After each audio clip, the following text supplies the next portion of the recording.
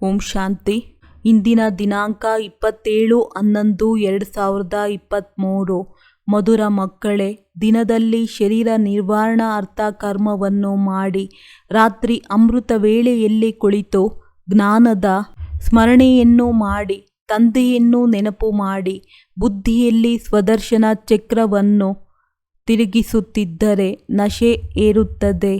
ಪ್ರಶ್ನೆ: ಮಾಯೆಯು ಎಂತಹ ಮಕ್ಕಳನ್ನು ನೆನಪಿನಲ್ಲಿ ಕುಳಿತುಕೊಳ್ಳಲು ಬಿಡುವುದಿಲ್ಲ? ಉತ್ತರ: ಯಾರ ಬುದ್ಧಿಯು ಒಂದಲ್ಲ ಒಂದು ಕಡೆ ಸಿಕ್ಕಿ ಹಾಕಿಕೊಂಡಿರುತ್ತದೆ, ಯಾರ ಬುದ್ಧಿಯ ಬೀಗ ಹಾಕಲ್ಪಟ್ಟಿರುತ್ತದೆ, ವಿದ್ಯೆಯನ್ನು ಚೆನ್ನಾಗಿ ಓದುವುದಿಲ್ಲ, ಅವರನ್ನು ಮಾಯೆಯು ನೆನಪಿನಲ್ಲಿ ಕುಳಿತುಕೊಳ್ಳಲು ಬಿಡುವುದಿಲ್ಲ. ಅವರು ಮನ್ಮನಾಭವವಾಗಿರಲು ಸಾಧ್ಯವಿಲ್ಲ. ನಂತರ ಸೇವೆಗಾಗಿ ಅವರ ಬುದ್ಧಿಯಲ್ಲಿ ವಿಚಾರ ನಡೆಯುವುದಿಲ್ಲ.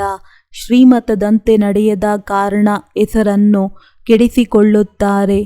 ಮೋಸ ಮಾಡುವ ಕಾರಣ ಶಿಕ್ಷೆ ತಿನ್ನಬೇಕಾಗುತ್ತದೆ.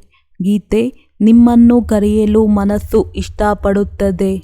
ಓಂ ಶಾಂತಿ. ಮಕ್ಕಳು ಗೀತೆಯನ್ನು ಕೇಳಿದ್ದೀರಿ. ಈ ರೀತಿ ಪರಂಪಿತ ಪರಮಾತ್ಮನನ್ನು ಕರೆಯಲಾಗುತ್ತದೆ ವಿನಃ ಕೃಷ್ಣನನ್ನು ಕರೆಯುವುದಿಲ್ಲ. ತಂದೆಗೆ ಹೇಳಲಾಗುತ್ತದೆ, ಮತ್ತೆ ಕಂಸಪುರಿಯನ್ನು ಪರಿವರ್ತಿಸಿ ಕೃಷ್ಣಪುರಿಯನ್ನು ಮಾಡಿ. ಹೀಗೆ ಕೃಷ್ಣನಿಗೆ ಕರೆಯುವುದಿಲ್ಲ, ಕೃಷ್ಣಪುರಿಗೆ ಸ್ವರ್ಗವೆಂದು ಕರೆಯಲಾಗುವುದು. ಇದನ್ನು ಯಾರೂ ತಿಳಿದುಕೊಂಡಿಲ್ಲ, ಏಕೆಂದರೆ ಕೃಷ್ಣನನ್ನು ದ್ವಾಪರದಲ್ಲಿ ಕರೆದೊಯ್ದಿದ್ದಾರೆ. ಈ ಎಲ್ಲ ತಪ್ಪುಗಳು ಶಾಸ್ತ್ರಗಳಿಂದ ಆಗಿವೆ. ಈಗ ತಂದೆ ಯಥಾರ್ಥ ಮಾತುಗಳನ್ನು ತಿಳಿಸುತ್ತಾರೆ. ವಾಸ್ತವಿಕವಾಗಿ ಇವರು ಇಡೀ ಪ್ರಪಂಚಕ್ಕೆ ಅತಿ ದೊಡ್ಡ ಪರಂಪಿತ ಪರಮಾತ್ಮನಾಗಿದ್ದಾರೆ. ಎಲ್ಲರೂ ಆ ಒಬ್ಬ ಪರಮಾತ್ಮನನ್ನೇ ನೆನಪು ಮಾಡಬೇಕು. ಮನುಷ್ಯರು ಕ್ರೈಸ್ತ, ಬುದ್ಧ ಅಥವಾ ದೇವತಾ ಮೊದಲಾದವರನ್ನು ನೆನಪು ಮಾಡುತ್ತಾರೆ. ಪ್ರತಿಯೊಂದು ಧರ್ಮದವರು ತಮ್ಮ ಧರ್ಮ ಸ್ಥಾಪಕರನ್ನು ನೆನಪು ಮಾಡುತ್ತಾರೆ. ಈ ರೀತಿ ನೆನಪು ಮಾಡುವುದು ದ್ವಾಪರ ಯುಗದಿಂದ ಪ್ರಾರಂಭವಾಯಿತು.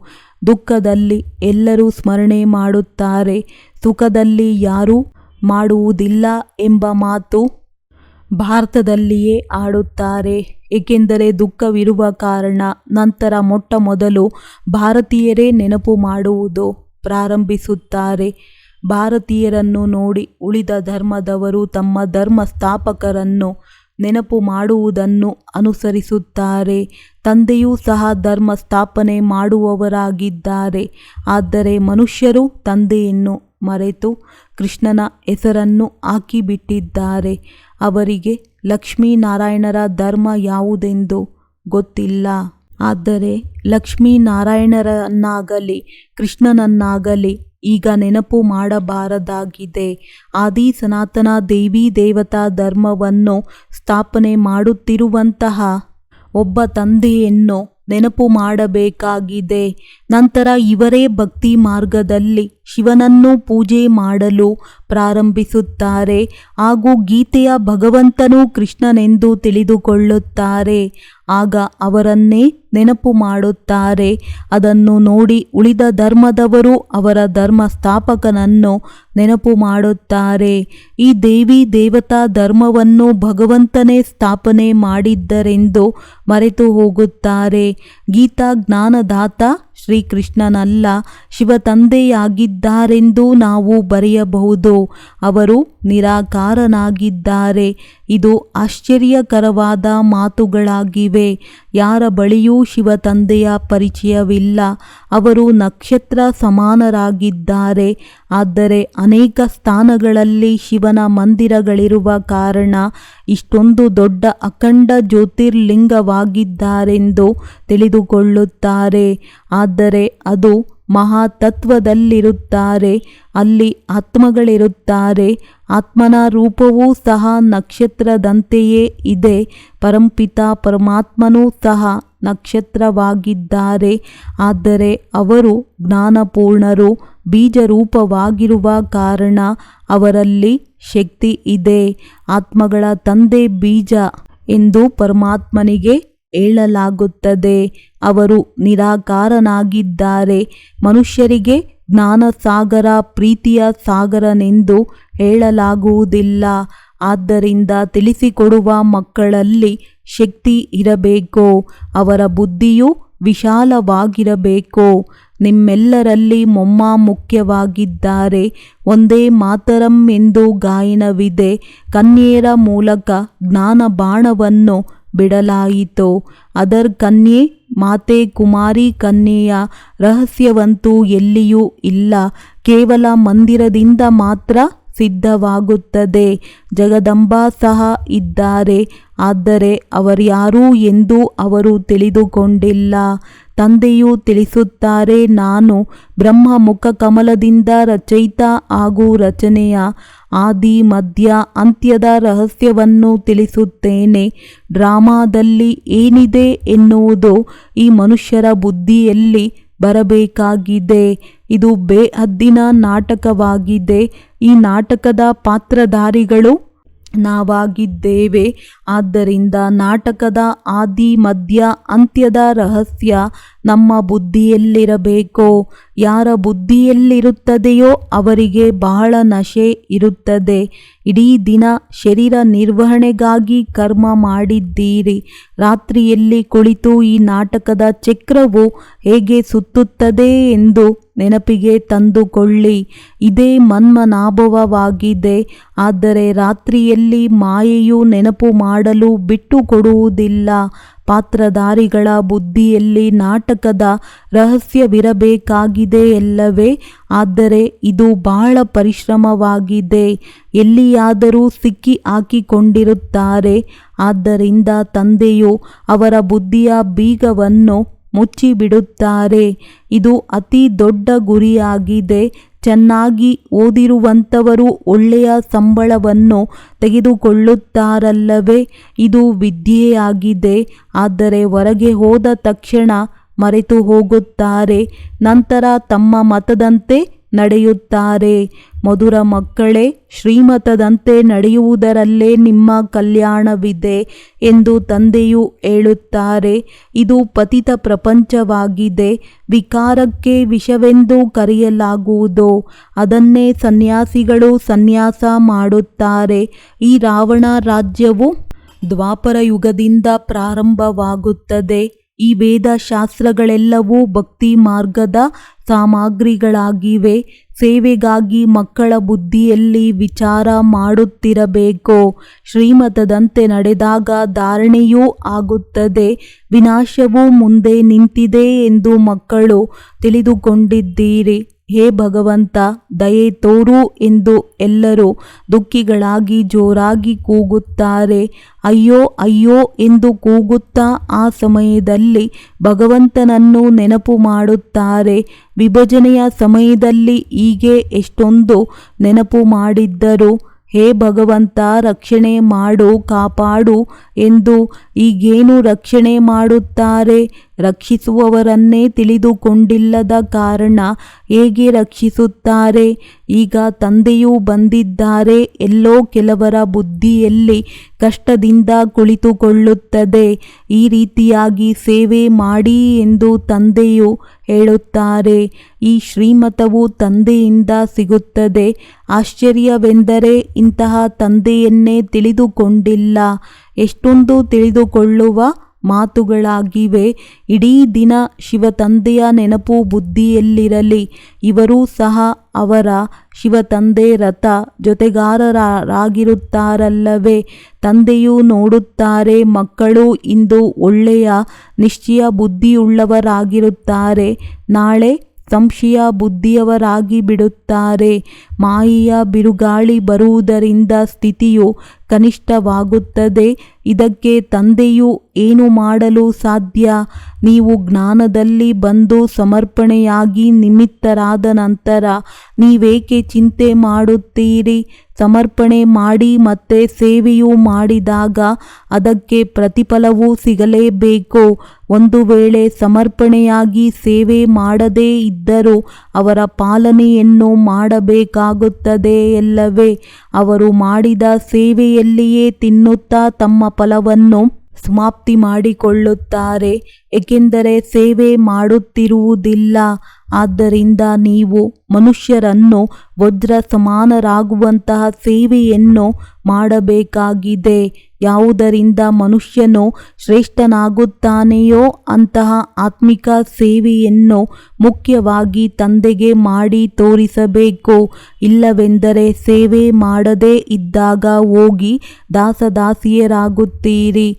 ಯಾರು ಚೆನ್ನಾಗಿ ಓದುತ್ತಾರೆಯೋ ಅವರ ಗೌರವವು ಶ್ರೇಷ್ಠವಾಗಿರುತ್ತದೆ. ಯಾರು ಅನುತ್ತೀರ್ಣರಾಗುತ್ತಾರೆಯೋ ಅವರು ಹೋಗಿ ದಾಸದಾಸಿಯರಾಗುತ್ತಾರೆ. ಅದಕ್ಕಾಗಿ ತಂದೆಯು ಹೇಳುತ್ತಾರೆ, ಮಕ್ಕಳೇ, ನನ್ನನ್ನು ನೆನಪು ಮಾಡಿ ಆಸ್ತಿಯನ್ನು ತೆಗೆದುಕೊಳ್ಳಿ.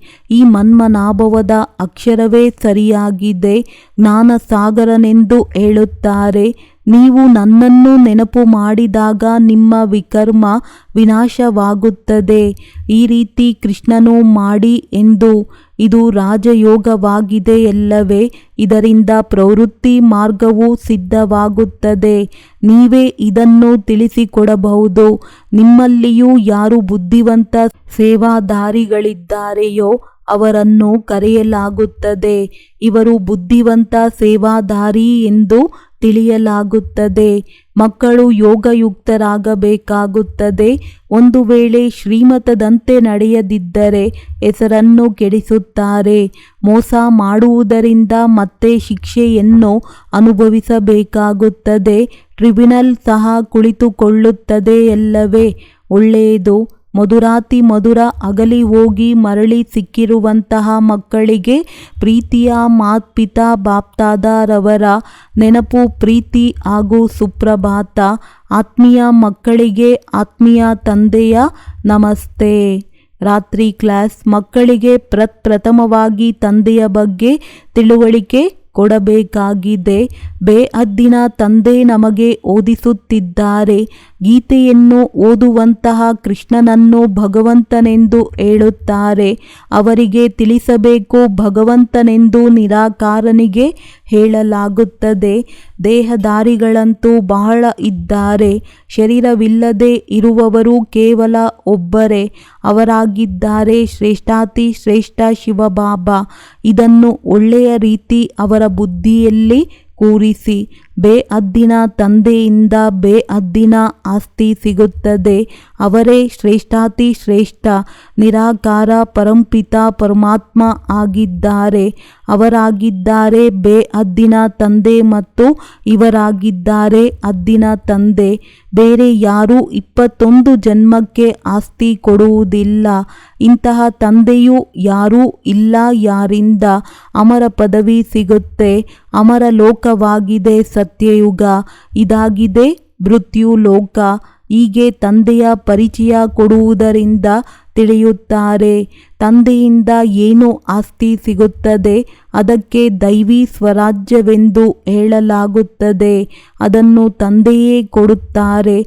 ಅವರನ್ನೇ ಪತಿತ ಪಾವನ ಎಂದು ಹೇಳಲಾಗುತ್ತದೆ. ಅವರು ಹೇಳುತ್ತಾರೆ, ತಮ್ಮನ್ನು ಆತ್ಮ ಎಂದು ತಿಳಿದು ತಂದೆಯಾದ ನನ್ನನ್ನು ನೆನಪು ಮಾಡಿ. ಅದರಿಂದ ನಿಮ್ಮ ಪಾಪ ಕಟ್ ಆಗುತ್ತದೆ. ಪತಿತರಿಂದ ಪಾವನರಾಗಿ ಪಾವನ ಪ್ರಪಂಚಕ್ಕೆ ಹೋಗಲು ಯೋಗ್ಯರಾಗುವಿರಿ. ಕಲ್ಪ ಕಲ್ಪ ತಂದೆ ಹೇಳುತ್ತಾರೆ, ಮಾಮೇಕಂ ಯಾದ್ ಕರೋ. ನೆನಪಿನ ಯಾತ್ರೆಯಿಂದಲೇ ಪವಿತ್ರರಾಗಬೇಕಾಗಿದೆ. ಈಗ ಪಾವನ ಜಗತ್ತು ಬರುತ್ತಿದೆ. ಪತಿತ ಜಗತ್ತು ವಿನಾಶವಾಗುವುದಿದೆ.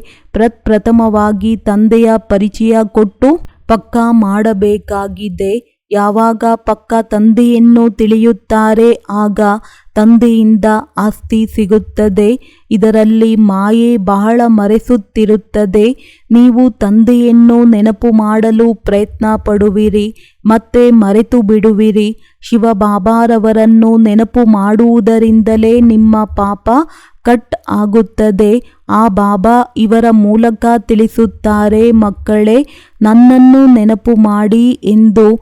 ಆದರೂ ವ್ಯಾಪಾರ ವ್ಯವಹಾರದಲ್ಲಿ ಮರೆತು ಹೋಗುವಿರಿ. ಈ ರೀತಿ ಮರೆಯಬಾರದಾಗಿದೆ. ಇದು ಪರಿಶ್ರಮದ ಮಾತಾಗಿದೆ. ತಂದೆಯನ್ನು ನೆನಪು ಮಾಡುತ್ತಾ ಮಾಡುತ್ತಾ ಕರ್ಮಾತೀತ ಅವಸ್ಥೆಯವರೆಗೆ ತಲುಪಬೇಕಾಗುತ್ತದೆ. ಕರ್ಮಾತೀತ ಅವಸ್ಥೆಯವರಿಗೆ ಹೇಳಲಾಗುತ್ತೆ ಫರಿಷ್ಠ. ಈಗ ಪಕ್ಕಾ ನೆನಪು ಮಾಡಿ ಹೇಗೆ ಯಾರಿಗೆ ತಿಳಿಸುವುದು ಎಂದು ಪಕ್ಕಾ ನಿಶ್ಚಯವೂ ಇರಬೇಕಾಗಿದೆ. ನಾವು ಸಹೋದರರಿಗೆ ಆತ್ಮರಿಗೆ ತಿಳಿಸುತ್ತಿದ್ದೇನೆ, ಎಲ್ಲರಿಗೂ ತಂದೆಯ ಸಂದೇಶವನ್ನು ಕೊಡಿ. ಕೆಲವರು ಹೇಳುತ್ತಾರೆ ಬಾಬನ ಬಳಿ ಹೋಗೋಣ, ಸಾಕ್ಷಾತ್ಕಾರ ಮಾಡೋಣ ಎಂದು. ಆದರೆ ಇದರಲ್ಲಿ ಯಾವುದೇ ಸಾಕ್ಷಾತ್ಕಾರದ ಮಾತೇ ಇಲ್ಲ. ಭಗವಂತ ಬಂದು ಕಲಿಸುತ್ತಾರೆ ಮತ್ತು ಮುಖದಿಂದ ಹೇಳುತ್ತಾರೆ, ನೀವು ನಾನು ನಿರಾಕಾರ ತಂದೆಯನ್ನು ನೆನಪು ಮಾಡಿ ಎಂದು. ನೆನಪು ಮಾಡುವುದರಿಂದ ಎಲ್ಲ ಪಾಪಗಳು ಕಟ್ ಆಗುತ್ತದೆ. ಎಲ್ಲೇ ವ್ಯಾಪಾರ ವ್ಯವಹಾರದಲ್ಲಿ ಕುಳಿತಿದ್ದರೂ ಗಳಿಗೆಗಳಿಗೆ ತಂದೆಯ ನೆನಪು ಮಾಡಿ. ತಂದೆ ಆಜ್ಞೆ ಮಾಡುತ್ತಾರೆ, ನನ್ನನ್ನು ನೆನಪು ಮಾಡಿ. ನಿರಂತರ ನೆನಪು ಮಾಡುವವರೇ ಗೆಲುವು ಪಡೆಯುವರು. ನೆನಪು ಮಾಡದೇ ಹೋದರೆ ಮಾರ್ಕ್ಸ್ ಕಡಿಮೆಯಾಗಿ ಬಿಡುತ್ತದೆ. ಈ ವಿದ್ಯೆ ಮನುಷ್ಯರಿಂದ ದೇವತೆಗಳನ್ನಾಗಿ ಮಾಡುವುದಾಗಿದೆ. ಯಾವುದನ್ನು ಒಬ್ಬ ತಂದೆಯೇ ಓದಿಸುತ್ತಾರೆ. ನೀವು ಚಕ್ರವರ್ತಿ ರಾಜ ಆಗಬೇಕಾಗಿದೆ. ಈಗ 84 ಜನ್ಮಗಳನ್ನು ಚಕ್ರವನ್ನು ಸಹ ನೆನಪು ಮಾಡಬೇಕಾಗಿದೆ. ಕರ್ಮಾತೀತ ಅವಸ್ಥೆಯವರೆಗೆ ತಲುಪಲು ಪರಿಶ್ರಮ ಪಡಬೇಕಾಗಿದೆ. ಅದು ಅಂತ್ಯದಲ್ಲಿ ಆಗುತ್ತದೆ. ಅಂತ್ಯ ಯಾವುದೇ ಸಮಯದಲ್ಲಿ ಬರಬಹುದು. ಆದ್ದರಿಂದ ಪುರುಷಾರ್ಥ ನಿರಂತರವಾಗಿ ಮಾಡುತ್ತಿರಬೇಕು. ನಿತ್ಯ ನಿಮ್ಮ ಪುರುಷಾರ್ಥ ನಡೆಯುತ್ತಿರಬೇಕು. ಲೌಕಿಕ ತಂದೆ ನಿಮಗೆ ಹೀಗೆ ಹೇಳಲ್ಲ, ದೇಹದ ಎಲ್ಲ ಸಂಬಂಧವನ್ನು ಬಿಟ್ಟು ನಿಮ್ಮನ್ನು ಆತ್ಮ ಎಂದು ತಿಳಿಯಿರಿ ಎಂದು. ಶರೀರದ ಅಭಿಮಾನ ಬಿಟ್ಟು ನನ್ನನ್ನು ನೆನಪು ಮಾಡಿ, ಆಗ ಪಾಪ ಕಟ್ ಆಗುತ್ತೆ.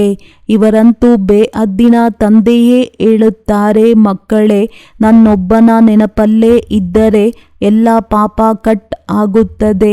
ನೀವು ಸತೋ ಪ್ರಧಾನರಾಗಿ ಬಿಡುವಿರಿ. ಈ ವ್ಯವಹಾರವನ್ನು ಖುಷಿಯಿಂದ ಮಾಡಬೇಕಾಗಿದೆ ಎಲ್ಲವೇ.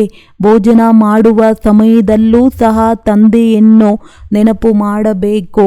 ನೆನಪಿನಲ್ಲಿರುವಂತಹ ಗುಪ್ತ ಅಭ್ಯಾಸ ನೀವು ಮಕ್ಕಳದ್ದು ನಡೆಯುತ್ತಿದ್ದರೆ ಒಳ್ಳೆಯದು. ನಿಮ್ಮದೇ ಕಲ್ಯಾಣವಾಗಿದೆ. ನಿಮ್ಮನ್ನು ನೀವು ನೋಡಿಕೊಳ್ಳಿ. ಬಾಬನನ್ನು ಎಷ್ಟು ಸಮಯ ನೆನಪು ಮಾಡುತ್ತೇನೆ? ಒಳ್ಳೆಯದು.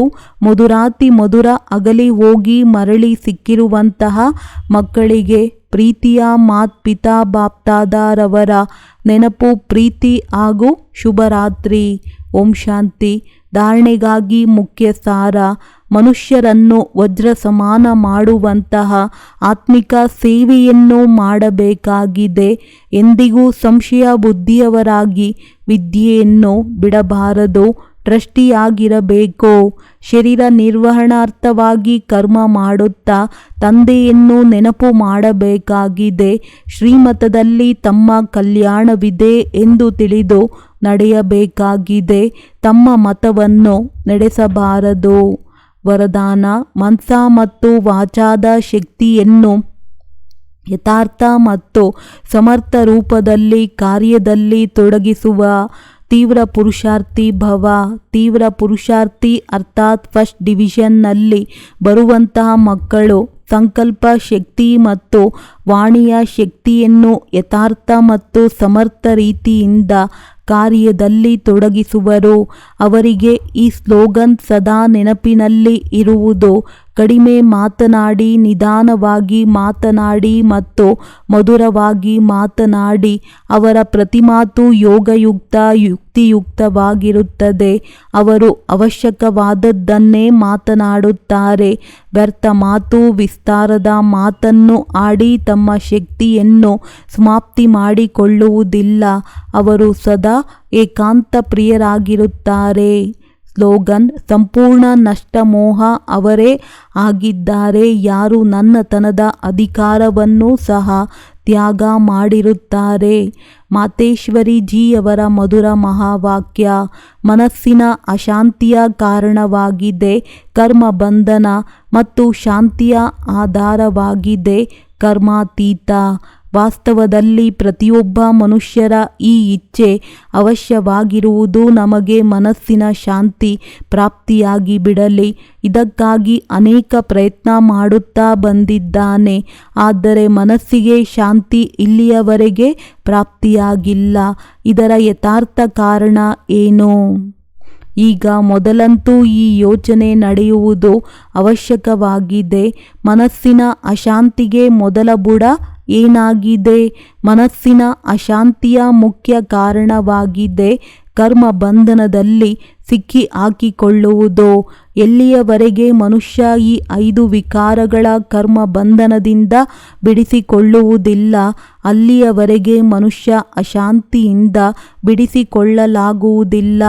ಯಾವಾಗ ಕರ್ಮ ಬಂಧನ ಕತ್ತರಿಸಿ ಹೋಗುತ್ತೆ, ಆಗ ಮನಸ್ಸಿನ ಶಾಂತಿ ಅರ್ಥಾತ್ ಜೀವನ್ ಮುಕ್ತಿಯನ್ನು ಪ್ರಾಪ್ತಿ ಮಾಡಿಕೊಳ್ಳಲು ಸಾಧ್ಯ. ಈಗ ಯೋಚಿಸಬೇಕು, ಈ ಕರ್ಮ ಬಂಧನ ಹೇಗೆ ಕತ್ತರಿಸಿ ಹಾಕುವುದು ಮತ್ತು ಅದರಿಂದ ಬಿಡಿಸುವವರು ಯಾರು? ಇದನ್ನಂತೂ ನಾವು ತಿಳಿದಿದ್ದೇವೆ. ಯಾವುದೇ ಮನುಷ್ಯ ಅಶಾಂತಿಯಿಂದ ಬಿಡಿಸಿಕೊಳ್ಳಲು ಆಗುವುದಿಲ್ಲ. ಈ ಕರ್ಮ ಬಂಧನದ ಲೆಕ್ಕಾಚಾರ ಬಿಡಿಸುವಂಥವರು ಕೇವಲ ಒಬ್ಬ ಪರಮಾತ್ಮ ಆಗಿದ್ದಾರೆ.